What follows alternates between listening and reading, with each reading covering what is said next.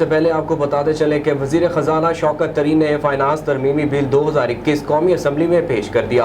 Opposition کی جانب سے بل کی مخالفت کی گئی۔ پاکستان پیپلز پارٹی کے رہنما نوید قمر نے قومی اسمبلی میں اظہار خیال کرتے ہوئے کہا کہ بجٹ میں سوائے انڈائریکٹ ٹیکسز کے کچھ نظر نہیں آتا۔ حکومت نے آن لائن مارکیٹ پر بھی ٹیکس لگا دیا۔ انہوں نے کہا کہ ملک کا کاروباری طبقہ ایک نیب سے تنگ تھا، اب FBI کو گرفتاری کے اختیارات دے کر نیب جیسا ایک اور ادارہ لایا جا رہا ہے۔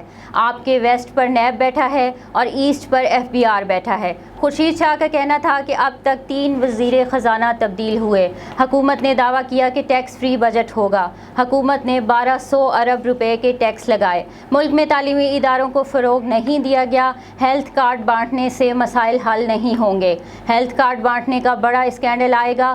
PP رہنما نے کہا کہ ملک میں غربت انتہا کو پہنچ گئی، غریب کو کچل دیا گیا ہے۔ زراعت کو آپ نے کیا دیا؟